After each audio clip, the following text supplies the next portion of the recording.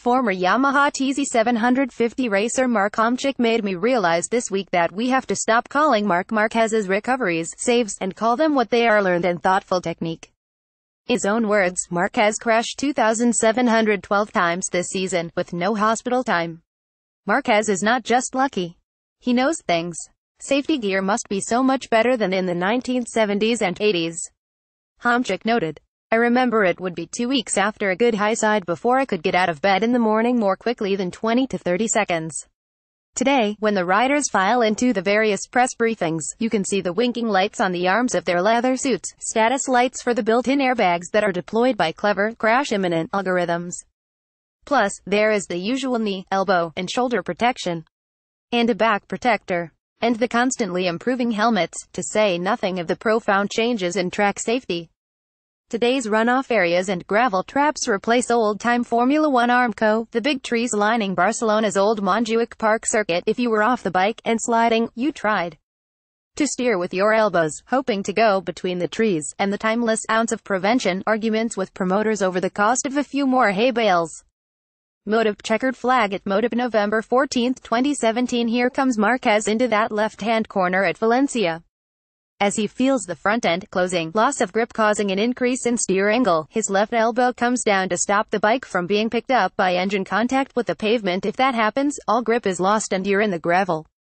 Marquez continues to hold the bike up, not that it has far to fall. Today's tire seat to that with his elbow and inside thigh knee, and begins to work the front tire back into firmer contact with the pavement.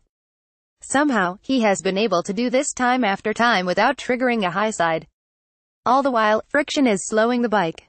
Re-established front grip is picking up the weight, so Marquez can retract his landing skids. The bike has now reached the runoff area but is back under full rider control.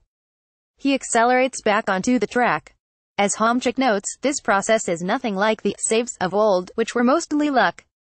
The bike snaps loose with a giant twist, throwing the rider through the windscreen. This used to be called doing a Superman, which explodes into brightly winking fragments.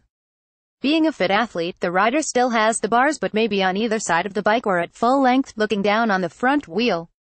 Barry Sheene had one of these at a long ago match race, finding himself water skiing alongside his Suzuki, knowing that a crash would re-break his recently platted and screwed bones. Somehow, he heaved himself back on the bike, and continued.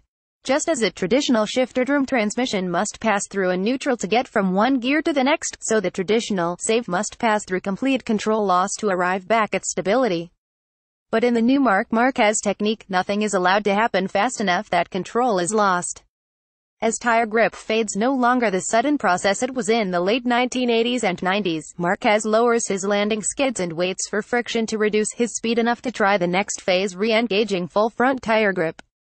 Homchick ended by saying, that youngster is rewriting the operations manual every year.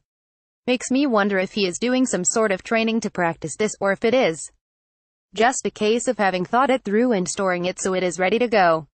You can bet other riders are watching and re-watching Marquez's technique, just like Homchick.